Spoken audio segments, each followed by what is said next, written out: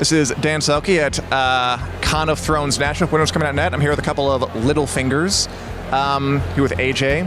AJ, what made you dress as Lord Peter Baelish? And what do you understand about this costume? Besides being like the most well-dressed man in Westeros, I mean, once he passed and was killed unwrongfully, all the fashion decided to disappear from Westeros, at least the male fashion.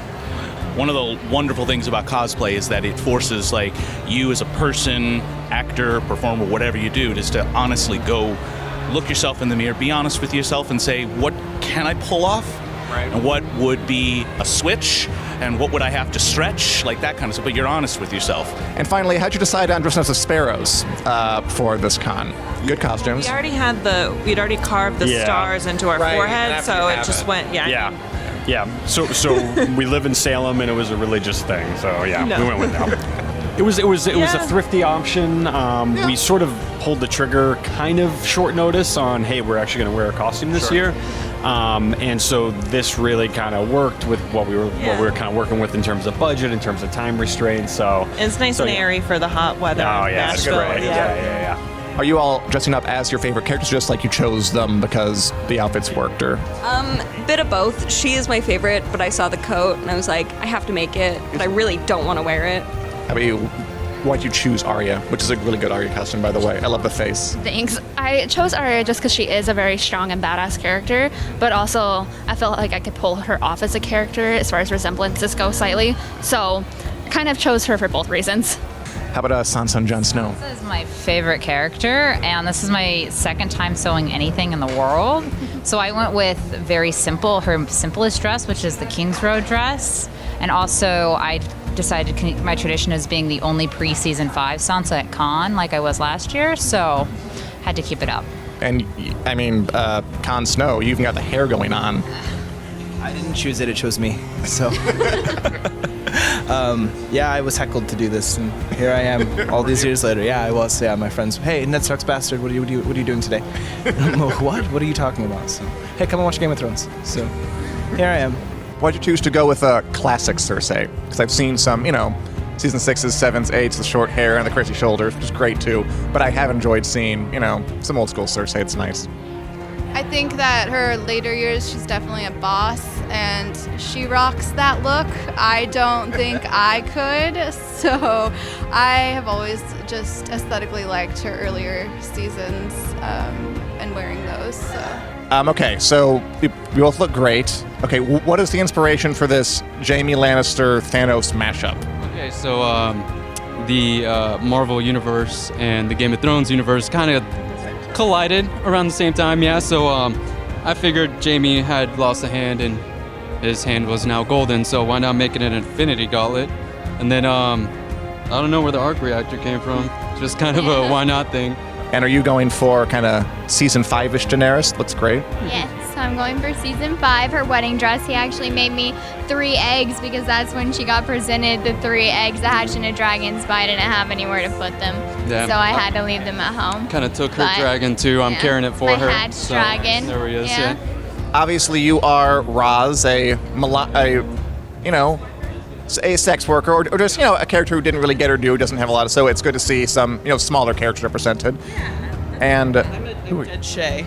Oh, okay. I was trying my finger on it. That's what it was. Why'd you choose these characters to come as? We typically wear very warm costumes. If you saw us yesterday, I was Battle of the Bastard Sansa, and we live in Texas, and I was like, I need something for hot weather. And it just so happens that my best friend loves Shay, and I liked Roz, and I was like, we should be Shay and Roz, and we should be them dead.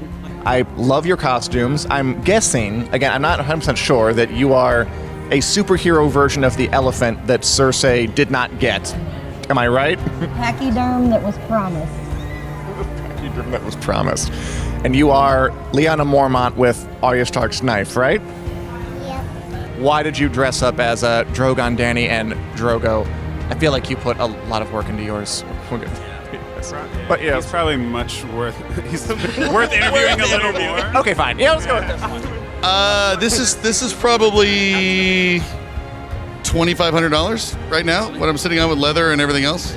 These custom hand forged buffalo horn, the whole It's ridiculous. I look at it this way, the reason why we go to cons is like when you were a kid and you had the $5 Walmart costume with the plastic mask and the rubber band and the bad cape, you think, man, when I get older, I'm going to have a legit, full-on, amazing film-ready costume. And now they're in my 40s, I'm like, I can actually afford to go do it. But my friends are like, how much do they pay to go to these things? Like, they don't. I just go to get photos with 42-year-old divorcees, pretty much. That's the whole reason I'm here.